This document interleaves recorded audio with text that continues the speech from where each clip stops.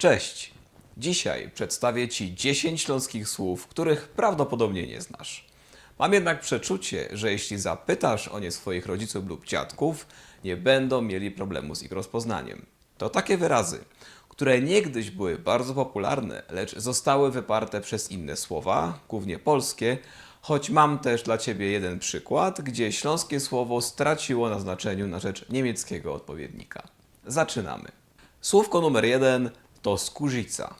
Wbrew pozorom nie ma ono nic wspólnego ze skórą, ani śląskim słowem kurzyć, czyli palić.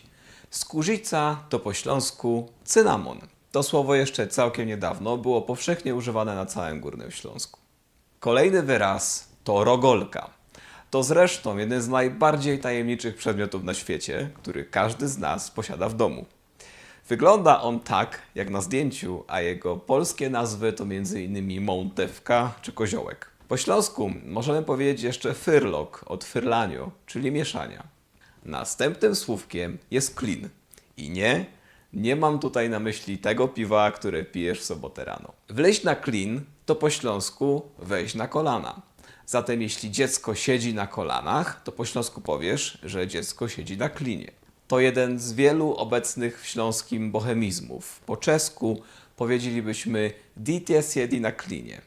Ale spokojnie, możesz też wziąć na klin jako szwarnodziołcha. Przejdźmy teraz do słowa ceski. Kiedyś mianem tym określano 10 fenigów, później też 10 groszy. Dziś ceskie powiemy ogólnie na drobne pieniądze grosiki, po polsku funkcjonuje na to określenie miedziaki. Możemy też tak powiedzieć właśnie o 10 groszach, czyli 5 ceskich, to będzie 50 groszy. Czas na wyraz piska. Jest on niejednoznaczny, bo piskać to po śląsku piszczeć. Ale dzisiaj mówimy tutaj o rzeczowniku, który oznacza kreskę. Piska to śląskie słowo na kreskę. Taką, którą możesz narysować. Słówko numer 6 to poganka. Po śląsku to oczywiście, podobnie jak po polsku, kobieta, która nie została ochrzczona. Natomiast Twoją uwagę chciałbym zwrócić na inne znaczenie tego słowa, tym razem kulinarne. Poganka to powiem kasza jaglana. Tak, na śniadanie mogesz się na Śląsku uważać poganka. I choć brzmi to jak jakaś hardkorowa wersja Świętej Inkwizycji, to na co dzień robi tak wielu Ślązaków. Czas teraz na słowo darek. Nie będziemy mówić tutaj o Dariuszu.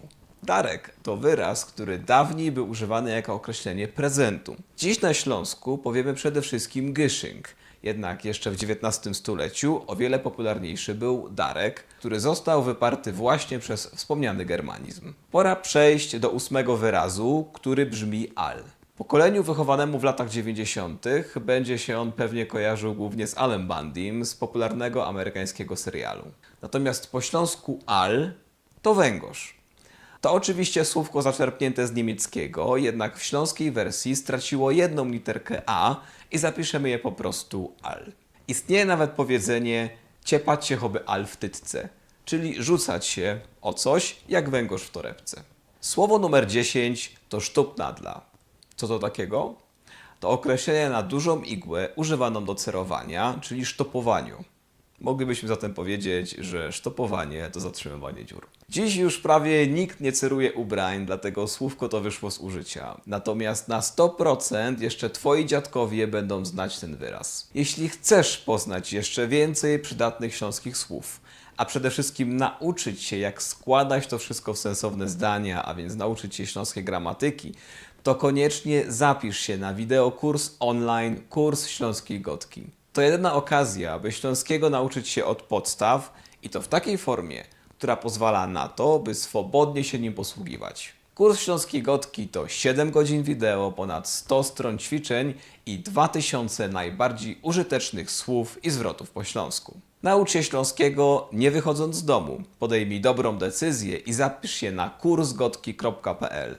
To absolutnie ostatnie dni na dołączenie. Masz czas tylko do 8 października. Potem zapisy na kurs nie będą już dostępne.